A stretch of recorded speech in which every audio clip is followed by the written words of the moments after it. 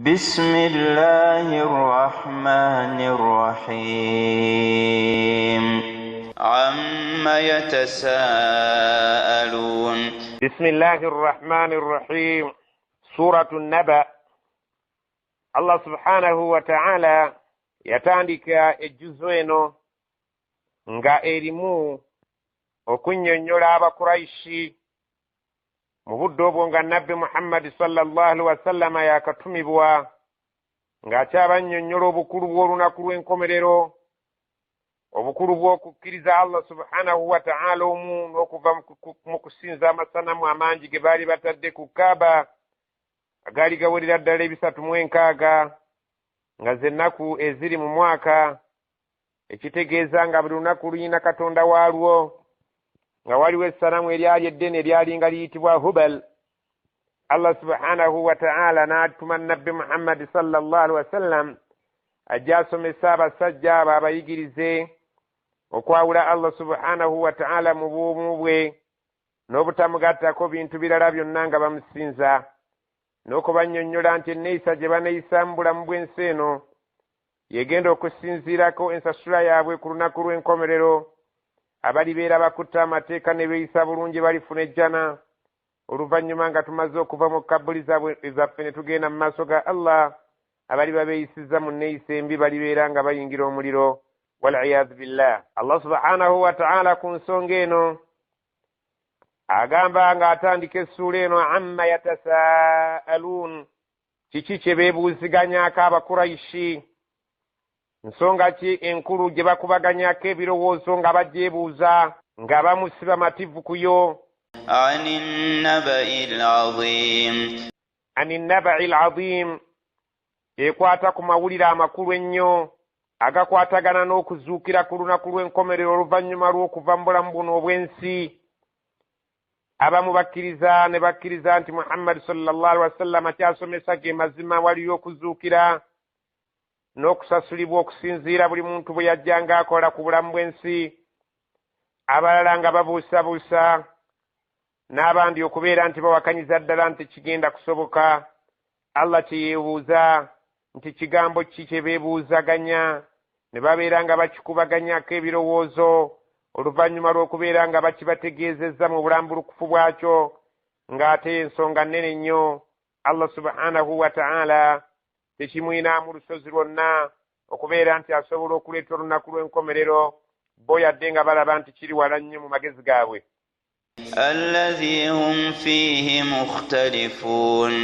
الذي هم فيه مختلفون. Allah subhanahu wa ta'ala agamba ekigambo ekyo bo mu kyo bafunye obutakkaanya era nga baawukanamu mu kyo. Abamu bakakasa nga bwe tugambye nti gye luli olunaku lw'enkomerero, abalala babuusabuusa nti lwandibaayo oba luyinza obutabaayo, n'abandi nga bwe tugambye nti bawakanyiza ddala nti kijja kusoboka. Kalla, mazima ddala, sayalamuuna, abajja kitegeera singa banaaba bavudde mu bulamu buno obw'ensi ne bateekebwa mu kabbuli zaabwe, bajja kutegeera nti olunaku luno ddala lwa mazima, bwe balyekanga nga bamaze okututunukayo, nga bavaze okuva mu kabbuli zaabwe nga bali kungulu kwa nsi boolekedde eri Allah. Thumma oluvannyuma, kalla, amazima ddala, sayalamuun, bajja kitegeera nti tekyalimu buzibu okubazzaawo oluvannyuma lw'okufa bwe banaabeera nga bakirabye nga Allah kibatuusizzaako nga bamaze okuva mu ntaana zaabwe. alam naj'alil arda mihaadan. Allah subhanahu wa ta'ala ababuuza nti siffe abaafuula ensi yammwe eno nga mwaliiro, kwe mwetaayiza ne mutambula, kwe mwetaayiza ne mulima, ne muddukanyizaako emirimu gyammwe egy'enjawulo nga temusanzeemu buzibu. Allah abuuza nti sinze nannyini kubeera nga yakola omulimu ogwo? Mugulaba nga mulimu mutono nnyo mu kutegeera kwammwe oba munene? Mu butuufu ddala mulimu munene. Allah subhanahu wa ta'ala gwe yakola ogw'okutufuulira ensi omwaliiro kwe twetaayiza ne tukolerako emirimu gyaffe nga tewali muntu afunye kunyigirizibwa. Waljibala awtada, waljibala autadan, Allah ayongera okutubuuza nti si ffe twabateerako ku nsi yammwe n'ensozi nga ze nkondo ezikwatiridde ensozi eno okubeera nti tebayuuganya. Singa ensozi tezaali ku nsi kuno, ensi eno tewaali badde muntu yenna ajeeyagalirako kubeera nti yaali badde nga buli ssaawa eri mu kuzunga, eri mu kunyeenya, tewaali badde agifunirako mirembe. Allah subhanahu wa ta'ala twanukula nti ye wuuyo eyakola omulimu ogwo ogw'okusimbako ensozi zibeere nga zikwatiridde ensi yaffe, ereke okutuyuuganya tuwangaale mu mpangaale ennungi. wa khalaqnakum azwaja, wa khalaqnakum azwajan, sifa ababatonda nga muli peya kikazi kisajja, ekikaawa n'ekiwooma. Siffe twabatonda nga muli bintu bibiri.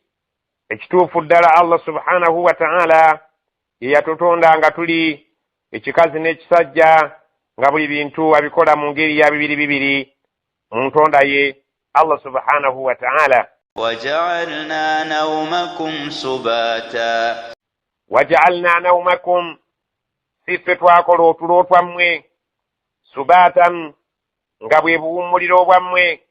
Obudde bwe buziba, abantu ne bagenda mu mayumba gaabwe ne babeera nga bafuna okuwummula oluvannyuma lw'okubeera nga obudde bw'emisana babadde mu kkabasana. Allah yenna nnyini kola otulo otwo otulabika nti kwe kuwummula kwaffe. waja'alna al-layla libasa, waja'alna al-layla libasan, siffe twabafuulira ekiro nga kyambalo. Omuntu n'abeera mu nzikiza y'ekiro n'asobola okukola by'atasobola kukola misana, ebimu nga bimugasa wadde ng'ebimu abikola nga bimukosa oba bikosa abalala. Allah subhanahu wa ta'ala yatukolera ekiro kyayise ekyambalo ng'enzikiza ffenna bwe tugibeeramu buli omu yamanyi kikyakoleramu nga abadde yeekwese mu kyambalo ky'enzikiza. waja'alna an-nahara ma'asha, waja'alna an-nahara, siffe twabafuulira obudde obw'emisana ma'ashan, nga bwe budde bwe mulina okukabasaniramu okunoonya ekiyimirizaawo obulamu bwammwe. Era nakyo okuddamu nti Allah subhanahu wa ta'ala yenna nnyini budde obw'emisana mwe tukolera emirimu gyaffe, nga bw'ali nannyini budde obw'ekiro mwe tuwummulira. wabanayna fawqakum sab'an shidada, wabanayna, ne tuzimba fawqakum, waggulu wammwe awo, sab'an, eggulu musanvu, shidadan, enywevu. Allah subhanahu wa ta'ala yatukolera eggulu waggulu awo ziri musanvu nga nywevu, ziri ggulugulu. Yazikola nga tewali bweraliikirivu bwonna, tirumu zisobola okubumbulukuka ne zibeera nga zizingako ensi eno. Allah subhanahu wa ta'ala ye w'amaanyi, omukozi era omutonzi wa buli kintu. waja'alna sirajan wahhaja, waja'alna, ne tubateerako ku ggulu ezo sirajan, ettaala, wahhajan, ezaako ennyo n'amaanyi. Twabateerako ettaala wanjuba ku ggulu okwo nga tumaze okulitonda. Ettaala eyo ebeera ng'emulisa awatali kubeera nti esosola, mwenna ne mubeera nga muganyulwa kyenkanye mu kwaka kwayo. Abajeemu n'abo abakkiriza abawulize. wa anzalna minal mu'sirati ma'an thajjaja, wa anzalna, siffe tussa oba siffe tubasiza, minal mu'sirati, okuva mu bire, ma'an, amazzi, sajjajan, amazzi ago agafukumuka ne gabeera nga gatonnya. Ebimera byammwe ne bibeera nga bikomawo oluvannyuma lw'okuba nti bibadde bifudde omusana. Ebisolo ne bibeera nga biyagala n'omuddo n'amazzi okunywa, nammwe bwe mutyo. Allah subhanahu wa ta'ala abuuza Abawarabu abaali bawakanya nti ekiyama tasobola kukireeta. Ebyo byonna mu magezi gammwe biyingiramu. Asobola okukola ebyo, yasobola okukola n'ebyo bye mwebuuzaako bye mutankanamu bye mutalinamu kukkaanya ye nannyini maanyi atasobola kulemererwa ebibalemye okuyingiza mu bwongo bwammwe okuggyako nga mukozesezza entegeera ey'ekika ekya waggulu. Allah agamba nti amazzi ago ge tubafulumiza okuva mu bire wabaawo ensonga lwaki tugatonnyesa kuno ku nsi. Agamba bw'ati linukhrija bihi habban wa nabata, linukhrija bihi habban, nga twagala tufulumye n'amazzi ag'empeke, wa nabatan, n'ebimera ebirala ebitali bya mpeke nga byo bisobola okuba ebyendu, oba osobola okuggyayo olulagala nga lumonde n'osimba ekintu ne kibeera nga kimera, n'osobola okuggyako ekyokulya nga Allah subhanahu wa ta'ala atonyesezza enkuba. wa jannatin alfafa, wa jannatin, era amazzi ago gabaviiramu okuba nti mufuna amalimiro alfaafa gasakaatidde, ne mulaba amalimiro nga gasakaatidde bulungi nnyo, emiti egigombaganye, ne gabeera nga amalimiro gammwe gabasanyusa, ne musobola okufunamu ebyokulya. Tunuulire emmwanyi ng'enkuba ebadde etonnye, olabe bwe zibuulukuka, emiyembe bwe kityo, n'amasamba ag'ebintu eby'ebika ebyenjawulo.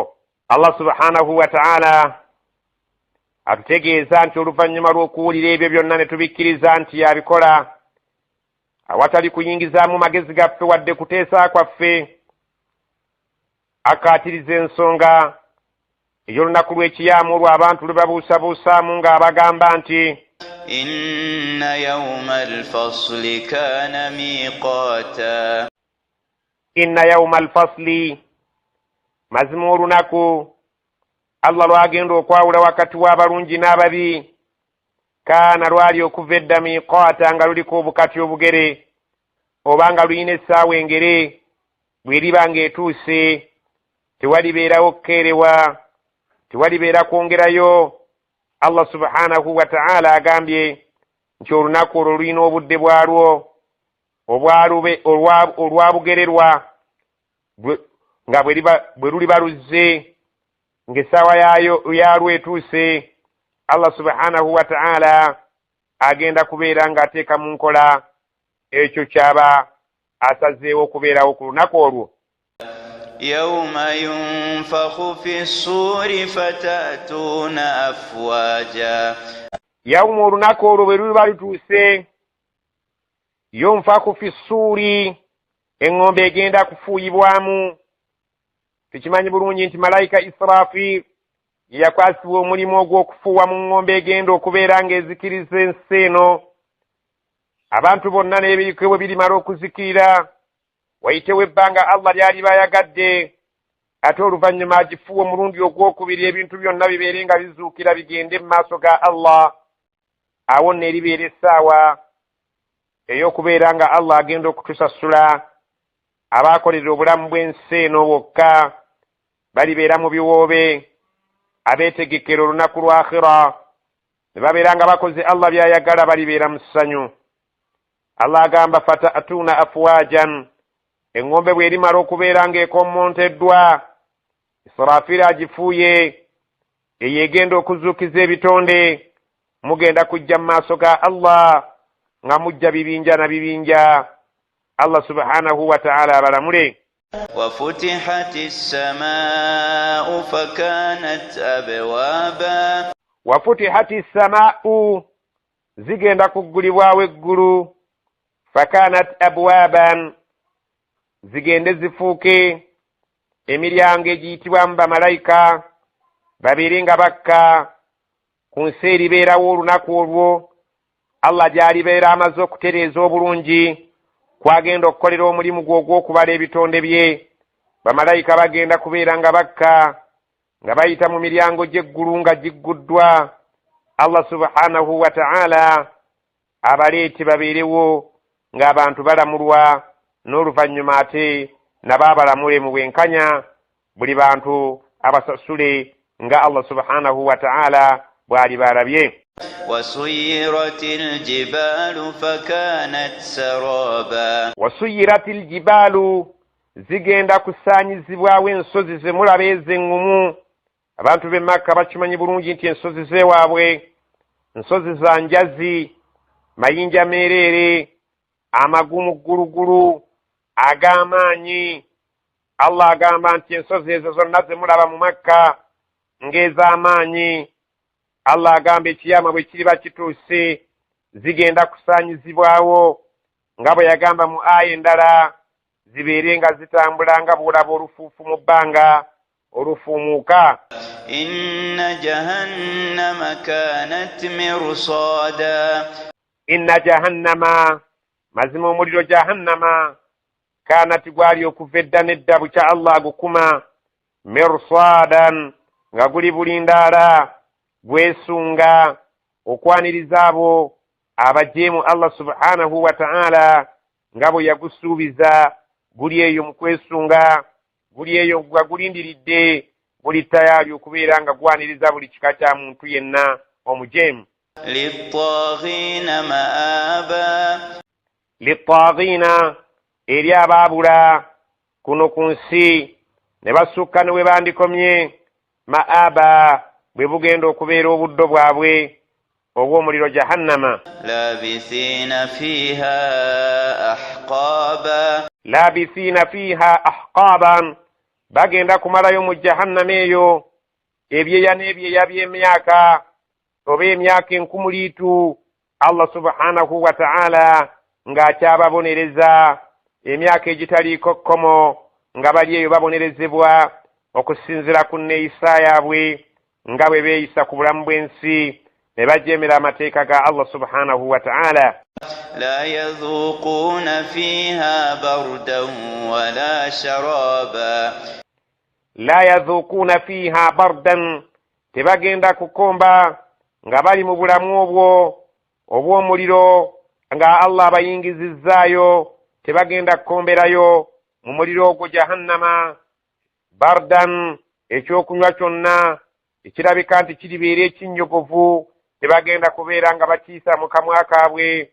Wala sharaban, Allah subhanahu wa ta'ala agamba tebalikomba bardan kutulo otw'emirembe, wala sharaban wadde ekyokunywa ekyo kyonna ekinnyogogo obulungi nga kiwoomu ekiyinza okubeera nga kibaweweeza ku bulumi bwe balibeeramu. Allah subhanahu wa ta'ala ekyo tagenda kubeera nga akibakkiriza okuba nga beeyagala nakyo. Teri kwebaka nti omuntu awummudde nga bwe twebaka ku nsi n'ogolokoka ng'ozzeemu amaanyi. Teri kwebaka nti olifuna emirembe, teri kubeera ng'ofuna ekyokunywa ekigenda okuwa emirembe, wabula ebyokunywa ebiriyo Allah bwe yali abyogerako yagamba bw'ati, illa hamiman wa ghassaqa.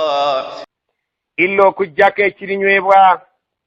Hamiman lugenda kuba lwejje lw'amazzi nga ge mazzi agookye ennyo ageeseze ne gayita ne we gandikomye. Wa ghassaqa, n'amasira agalimu n'omusaayi ogwo ogukulukuta okuva mu abo abalibeera mu muliro. Bwe balibeera nga bataaza okunywa balirembekanga mu kidiba ekyo kirimu olutabu lw'amasira agalimu omuliro n'obukyafu obufuluma mu bantu b'omuliro. Allah subhanahu wa ta'ala kyekintu ekyokunywa kye yategekera abagenda okuba mu muliro ebibafulumamu, ng'ate bye babategekera ng'ebyokunywa, so ng'ate byo kyokkamala n'amazzi amayitirivu g'okwesera. Jazaa'an wifaqa. Jazaa'an wifaqa, nga y'empeera etuukagana n'emirimu gye baakola kuno ku nsi emibi. Allah subhanahu wa ta'ala nga baamunyiiza ng'ekyo kye kibasaanidde okubeera nga basasulwa. Innahum kaanu la yarjuuna hisaaba. Innahum, mazima abantu abo ekiri baleetera okubeera mu mbeera eyo, kaanu baali nga ku nsi kuno la yarjuuna hisaaban, nga tebalinayo ssuubi nti bagenda kubalibwa babeere nga basasulibwa okusinziira ku nkola y'emirimu gyabwe, wamma ne beeyisa nga bwe baagala ne bateetegekera bulamu bwa luvannyuma. وكذبوا بآياتنا كذابا وكذبوا balimbisanga biayatina amateeka gaffe kizaban olulimbisa olwannamaddala ne babeera nga tebafaayo tebasaala nga tebalaba mugaso guli mu kusaala na bwekityo okuwa zaka tebaafangayo zaka ey'ebirime baalimanga balya nga batunda ebisolo nga batunda nga balya ennyama tebaafangayo ku by'obugagga bye babeerangamu mu busuubuzi bwabwe okubeera nga batoolamu ezzaka Allah subhanahu wa ta'ala ne bamunyiiza ne balimbisa amateeka ge olulimbisa olwabaleetera obusungu bwa Allah subhanahu wa ta'ala.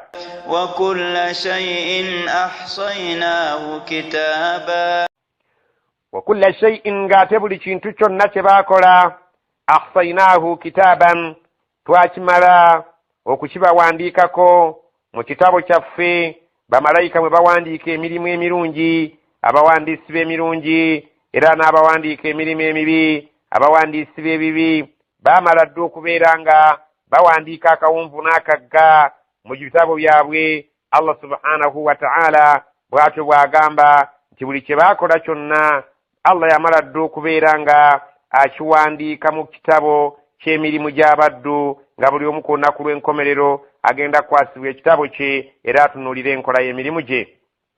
فذوقوا فلن نزيدكم إلا عذابا fadhuku Allah agenda bagamba fadhuku kale mukombe ku bibonerezo byaffe bye twabategekera okuva edda falan nazidakum tetulibeeteefuteefu jjo naluli kubeera nti tubongera akalungi konna illa okuggyako mpozzi adhaban okubongera ebibonerezo oluvannyuma lw'ebibonerezo. inna lilmuttaqina mafaza inna lilmuttaqina mafazan mazima balina okwesiima abo abaliva ku nsi kuno nga batya ba Allah nga beewala dda shiriki ne beewala obujeemu ne babeera nga balaze obuwulize eri amateeka ga Allah bagenda kufuna okwesiima nga batuuse mu maaso ga Allah. hadaiqa wa a'naba hadaiqa bagenda kubeera mu malimiro wa a'naban bagenda kubeera nga bali mu nzabbibu balya beeyagala bali mu malimiro agalimu ebyokulya agawummulirwamu nga Allah subhanahu wa ta'ala abawa ebika by'ebyokulya eby'enjawulo nga bwe kiri nti tuli mu nsi ya Buwarabu bategeera bulungi ebyokulya byabwe ebyali byagalibwa mu biseera byabwe. Allah abategeeza wa a'naban enzabbibu kyali kyakulya kikulu gye bali era nga bwe bakibannyonnyola nti mujja nagyo ekiri baba bategeera bulungi nnyo nti kifo kya bbeeyi ekigenda okubateekebwamu. وكواعب أترابا وكأسا دهاقا وكواعب أترابا bagenda kubeera nga baweebwa abaana abawala abato abalina amabeere ag'ettutu abatuukagana nabo mu myaka nga Allah subhanahu wa ta'ala yabawa emyaka egituukagana ng'omusajja ne bakyala be bonna basaaniragana sigamba nti ono mukulu ate ono muto bonna nga bali mu sayizi erabika nti etuukagana. Allah subhanahu wa ta'ala ekyo nakyo yakitegekera abaana Adamu abagenda okuyingira ejjana bwe boogera ku bakyala ndowooza otegeera bulungi nga munnayuganda nti ddala mu butuufu ekifo gye tulagamu kirimu essanyu. wa ka'san Allah subhanahu wa ta'ala yabategekera mu jjana obwendo bw'omwenge mu jjana eriyo omwenge ogugenda okunywebwa mu magiraasi Allah subhanahu wa ta'ala ge yateekayo ag'enjawulo nga go ga bbeeyi. Allah agamba dihaqan amagiraasi ago ag'omwenge agagenda okubeera nga gajjuzibwa ng'omuntu bw'abanga amazeemu egiraasi gy'aba anywedde awulira nga talina bwetaavu obw'okwongeramu egiraasi endala wabula nga buli giraasi ejjuziddwa ng'emala bulungi obwetaavu bw'oyo aba anywedde.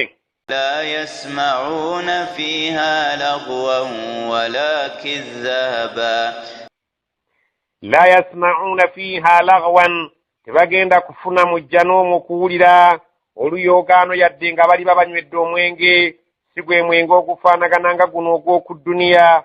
N'olaba abantu nga bamaze okugunywa nga bakubagana ebikonde, nga baleekaana, nga boogera ebitasaanye, nga beeyambula engoye, nga gubakozesa buli kika kya kintu kye batasobola kukola nga tebanywedde. Allah subhanahu wa ta'ala agamba yadde nga mujja n'eriyo omwenge naye tugenda kulyayo oluyoogaano, wala kidhaaban, wadde ebigambo byonna ebirimu obulimba, ng'omuntu bw'aba anywedde omwenge guno ogw'oku nsi, omuwulira nga gumuboyaanya, nga byayogera agwamu bigwe, talina kituufu kwasimba mannyo, wabula buli kintu afa geeyogerera nga bw'aba asanze.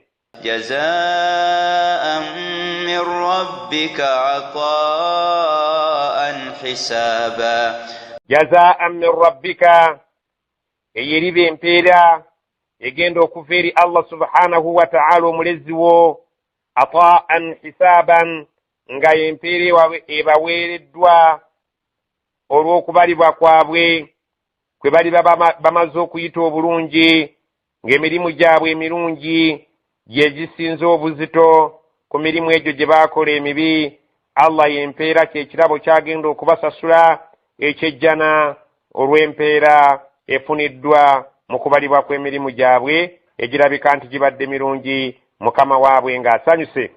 Rabbi samawati wal ardi wa ma baynahuma ar-Rahman. Rabbi samawati wal ardi, Allah oyo omulezi w'eggulu n'ensi, wa ma baynahuma, n'ebiri wakati w'eggulu n'ensi byonna nga biri mu buyinza bwe. Ar-Rahman, Allah oyo omusaasizi, ekisa kye nga kyabuna oyo omujeemu n'oyo omuwulize kuno ku nsi bonna abagabirira. La yamlikuuna minhu khitaaba.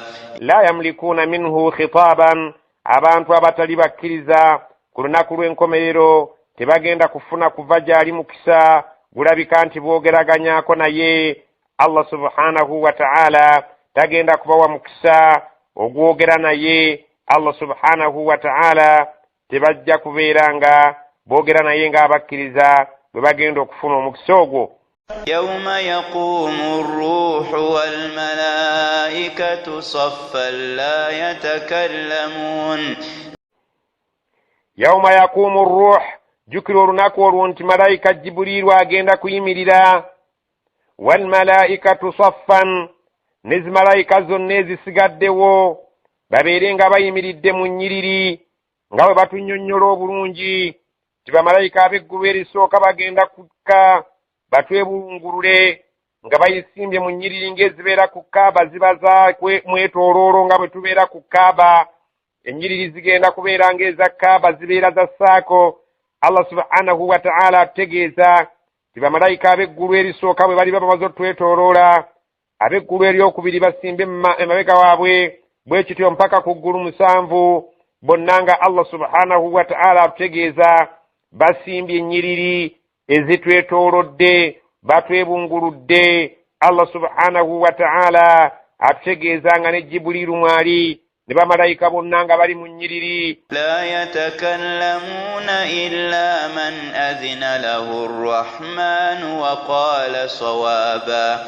La yatakallamuuna, nga tewali n'omu ayogera, amaloboozi gonna abantu basirise, buli omu alowooza ki ekigenda mu maaso, illa okuggyako mpozi man adhina lahu ar-Rahmanu, Allah yekka gw'aliba awadde olukusa n'amukkiriza okubaako ky'ayogera. Wa qaala sawaaban, ate agenda kwogera ng'ayogera bituufu byereere, ayogera mazima meereere. Tewagenda kubeerawo obulimba, lugenda kuba lunaku nga lwa kitiibwa, nga tewaliiwo nsonga lwaki omuntu alimba, wabula okwogera amazima ameereere gokka.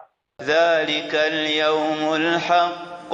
Dhalika al-yawmu al-haqq, olwo nno olunaku lwa mazima ddala bwe tuzze tulombojja, nga bw'oluwulidde tulwogerako eri abakkiriza n'abatali bakkiriza, nga bw'owulidde twogera ku bibonerezo by'abatali bakkiriza n'ebirungi by'abakkiriza bye balisanga mu jjana. Olunaku olwo lwa mazima lujja kubeerawo, nga mwe mubadde mulwebuuzaako ku ntandikwa y'essuula nti ddala lulibeerawo oba terugenda kubaawo. Allah amaliriza essuula eno ng'abategeeza nti olunaku lwe mubadde mukubaganyako ebirowoozo terusaana kukubaganyako birowoozo, kuba ansa yalwo eri nti dhalika alyawmu alhaqqu olunaku olwo lwe mubadde mwebuuziganyako lunaku lwa mazima ddala sirulina kubuusabuusa mu kubaawo kwalwo. فمن شاء اتخذ إلى ربه مآبا faman shaa attakhadha ila rabbihi ma'aba omuntu waddemba ayagala okweteerawo eri katonda we obudde obulungi n'akola ebyo Allah by'ayagala waddemba okukola ekyo atayagala alinde ekijja muleke yeeyise nga bw'ayagala. إنا أنذرناكم عذابا قريبا inna anzarnakum mazima ffe tubatiisizza tubabuulidde buli kyonna ekibakanga musobole okubeera nga mweddako ne tubatiisa nti waliyo adhaban qariban ebibonerezo binaatera okutuuka ensonga eneetera okugwawo olunaku lw'ekiyama teruli wala olunaku lw'ekiyama lukubye ekkoodi mwali badde mu lukolerera. يوم ينظر المرء ما قدمت يداه yawma yanzuru almar'u omuntu ku lunaku olwo agenda kutunuulira ma qaddamat yadaahu eyo bye yakulembeza mu maaso g'okkola emikono gye bye gyakulembeza okunaayiza byonna ebirungi n'ebibi agenda kubiraba mu maaso ga Allah ng'atuuseeyo. ويقول الكافر يا ليتني كنت ترابا wayaqulu alkafir oyo ataali mukkiriza bw'alimala okulaba embeera nga bw'eribeera ku lunaku lw'ekiyama agenda kwogera agambe ya laitani nze nga zinsanze kuntu turaba singa nfuuse ettaka. Allah subhanahu wa ta'ala oluvannyuma nga tumaze okukuŋŋaana ku lunaku lw'enkomerero agenda kulamula wakati w'ebisolo ekyalina amayembe bwe kibeera kyali kiyiikiriza enkunku ne kigitomera. Allah agenda kulagira nakyo kigyesasuze ku lunaku lw'enkomerero kubanga lunaku lwa kusasuligana. Allah subhanahu wa ta'ala bw'alimala okusasula ebisolo nga buli kimu kimaze okumala okusasula kinne waakyo obulyazaamaanyi